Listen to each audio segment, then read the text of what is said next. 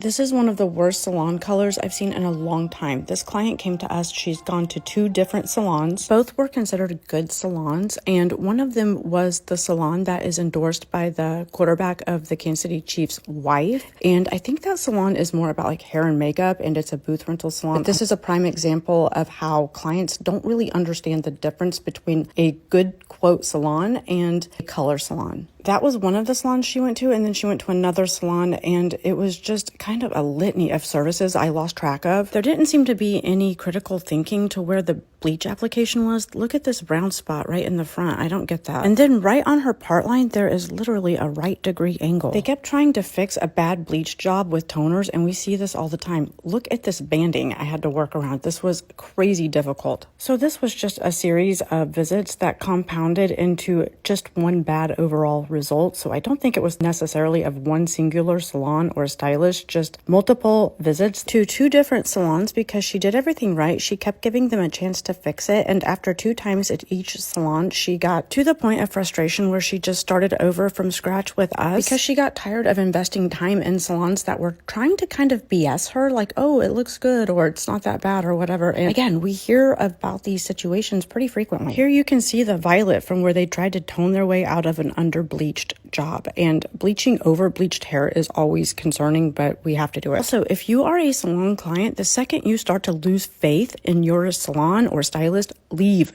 Don't keep spending time and money there. I hate to say it, but that's when it's time to go. If they cannot articulately break down a color process and what is going to happen during the entire session, you need to go. Don't feel bad. Just go get consultations at other places. There is a serious decline in our industry in both the quality of work and the expertise that people are saying they have the skill set to do. And what's really crazy is that both of these places have gorgeous before and after pictures. So the client was very confused on why the level of work did not match what they say they can do, both in the description of their skill set, but also in their before and after pictures, because our industry is completely image driven. People look for before and afters. And if the salon is endorsed by a local celebrity influencer, then that is even more confusing. I speak of this often on how not to be influenced by influencers when it comes to high level color. I've seen a lot of challenging color corrections, and this was only a color correction because of the work of other salons. So she obviously had salon trauma by the time she got to us. Rightfully so, because this would have never been a color correction if it had been done correctly the first time. Don't go by pictures, unfortunately, either. You need to go by the most intelligently crafted description and how the salon applies color theory to the way they do color in the salon. And this should be consistent amongst the stylist in any salon. And this is why I say it's important to know the difference between booth rental and team-based salon models, because that's where you find consistency. In booth rental, it's independent, and there's not going to be anybody to step in and support and back up the color situation if the stylist falls out on the color. And sometimes that happens. A stylist or colors will just simply kind of be like, okay, I cannot execute this, and they kind of fall out on the color, and they kind of BS their way through it and be like, oh, it's great, really, it's fine, you're ship shape. And it's not. I hate to say that because it's really not like they're intentionally trying to gaslight you. They just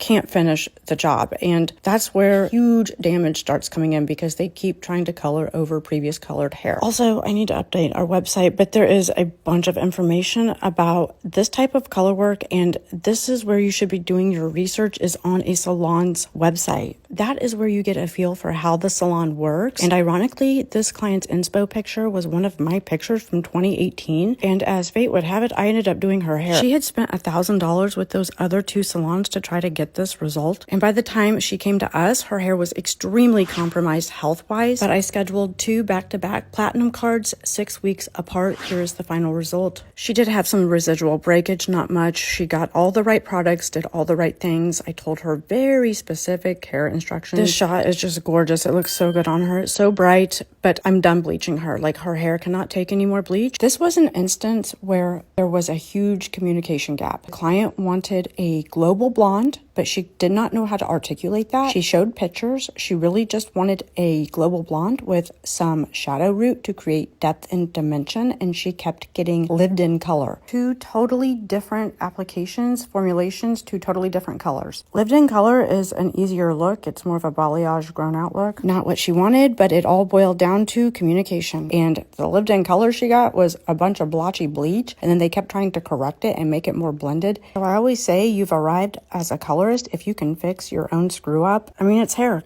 it's color, it happens, but that was not the case here, and that wasn't even the look she was going for. So research. If you're going to pick a salon based on what you find online instead of referral, don't just look at pictures. Take the time to read. If they have videos, watch the videos. If they talk about what they do, listen. Or just schedule with us.